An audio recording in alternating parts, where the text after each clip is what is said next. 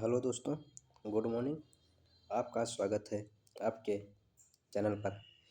आज हम नया चैप्टर शुरू करने जा रहे हैं, इंटेलिजेंस, बुद्धि, जो सीटेट के लिए अति महत्वपूर्ण है। यहाँ से कम 2 क्वेश्चन जरूर आता है। तो आप सब इससे पहले पढ़ने से पहले आप वीडियो को लाइक कर दें और चैनल सब्सक्राइब जरूर कर लें। चलिए अब देखते हैं बिना टाइम खराब किए हुए बुद्धि क्या है, इसकी क्या कैसे बुद्धि का विकास हुआ, बुद्धि शब्द कहाँ से आया, आज इसके बारे में पढ़ेंगे। ऐतिहासिक पृष्ठभूमि का महत्वपूर्ण तथ्य है। बुद्धि का मापन अथवा अवधारणा के विकास में कई मनोवैज्ञानिक योगदान है। मतलब बुद्धि के मापने में, उसके विकास करने में बहुत सारे मनोवैज्ञानिकों को हाथ रहा, जिनमें से पहले मनोवैज्ञानिक फ्रांसिस गाल्टन। सर्वप्रथम प्रयोग इन्होंने 1885 ईस्वी में बुद्धि शब्द का प्रयोग किया। सर्वप्रथम बुद्धि शब्द का प्रयोग किसने किया? फ्रांसिस गाल्टन ने। कब किया? 1885 ईस्वी में। इन्होंने हेरिडिटी जीनियस नाम की पुस्तक लिखी। कौन सी? हेरिडिटरी जीनियस नाम की पुस्तक लिखी। इस पुस्तक में ही इन्होंने पहले सर्वप्रथम बुद्धि का प्रयोग किया। इन्हें सुजनन शास्त्र का जनक भी कहा जाता है। किन्हें? फ्रांसिस गाल्टन को सुजनन शास्त्र का जनक भी कहा जाता है। अगले आते हैं अल्फ्रेड बिने। कौन था? अल्फ्रेड बिने। बुद्धि परीक्षण बिने और साइमन ने मिलकर 1905 में पहला बुद्धि परीक्षण तैयार किया। आ जाएगा पहला बुद्धि परीक्षण कब तैयार हुआ? तो कब हुआ? 1905 ईस्वी में। किन किन ने मिलकर तैयार किया? बिने ने और साइमन ने मिलकर पहला बुद्धि परीक्षण तैयार किया। बुद्धि परीक्षण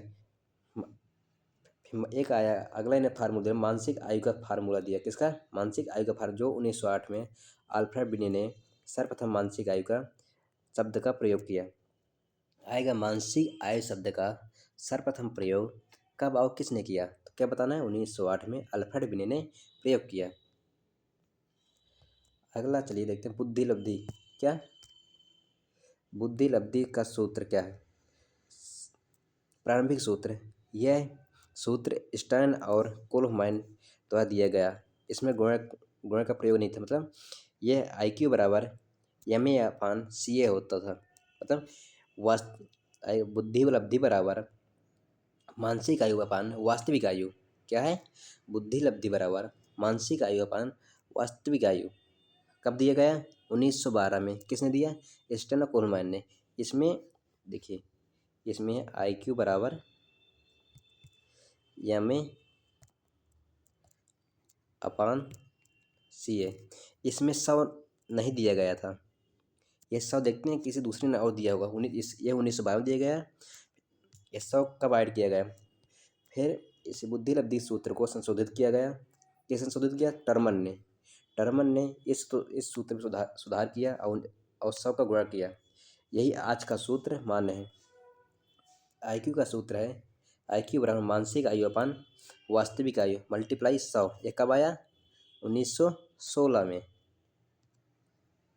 क्या है? मानसिक आयु अपान वास्तविक आयु मल्टीप्लाई बाई 100। ये किसका है? बुद्धि लब्धि का सूत्र। कब आया? 1916 ईस्वी में आया।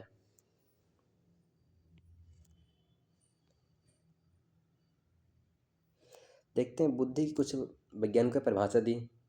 रास महोदय ने कहा है, नवीन परिस्थितियों में चेतन अनुकूलन ही बुद्धि है। नवीन परिस्थितियों में चेतन अनुकूलन ही बुद्धि है।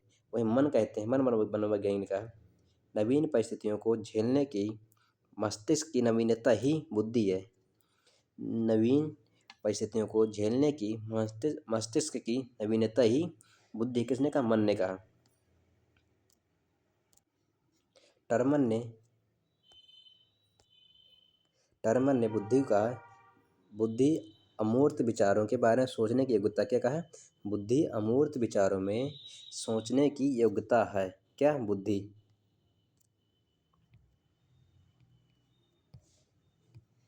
देखते हैं बुद्धि की विशेषताएं क्या क्या है। क्या है? बुद्धि की विशेषताएं क्या है? पहला, बुद्धि जन्मजात सकती है।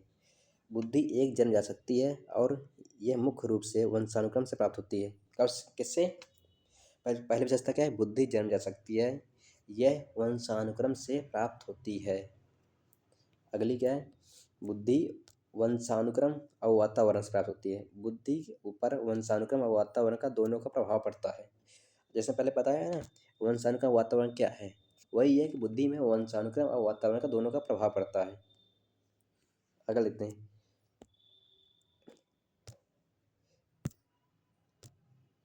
विकास की अवधि। बुद्धि का विकास जन्म से लेकर किशोरावस्था के मध्यकाल तक हो जाता है। मतलब कब तक? जन्म से लेकर के किशोरावस्था तक में बुद्धि का संपूर्ण विकास हो जाता है। बुद्धि की अगली विशेषता क्या है? बुद्धि समंजस अनुकूलन मतलब एडजस्टमेंट है। बुद्धि व्यक्ति को नवीन परिस्थिति में समंजस करने का गुण प्रदान करती है। बुद्धि क्या है? अब पांचवी विशेषता क्या है? पूर्ण अनुभव। बुद्धि पूर्ण अनुभव के से लाभ उठाने की योग्यता है। बुद्धि क्या है? पूर्ण अनुभव से लाभ उठाने की योग्यता है। जैसे हम आज भी कुछ क्वेश्चन लगाते हैं मैथ के, हम उसमें नहीं समझ में आता तो हम आपने जो पहले कार्य किया है उसी के अनुसार उसका प्रयोग करते हैं, तो ये क्या आपकी बुद्धि। चलिए छठी विशेषता से देखते हैं। कहता है बुद्धि जाति प्रजाति में भेद नहीं करती। बुद्धि किसी विशेष जाति का जन्म सिद्ध अधिकार नहीं है। यह सभी प्रजातियों में प्रतिभाशाली और मंद बुद्धि दोनों प्रकार के व्यक्ति पाए जाते हैं। कहने मतलब है बुद्धि में जाति का कोई प्रभाव नहीं पड़ता। कोई है मतलब कोई क्षत्रिय है, कोई कोई पंडित है, कोई ब्राह्मण है, या फिर कोई ओबीसी से है, कोई एससी से है, इसमें बुद्धि का कोई इफेक्ट नहीं होता। जाति से बुद्धि का कोई संपर्क नहीं है। हर जाति में कोई प्रतिभाशाली होगा, कोई मंदबुद्धि बालक हर जाति में मिलते हैं। अगला है लंबावत बनाम क्षैतिज। लंबावत बुद्धि। बुद्धि की क्षमता का विकास 16 से 18 वर्ष की आयु तक अपनी चरम सीमा पर पहुंच जाती है, फिर रुक जाती है, अर्थात एक उम्र के बाद नहीं बढ़ती। और क्षैतिज ज्ञान और कौशल प्राप्त करना व्यक्ति पूरे जीवन चलता रहता है।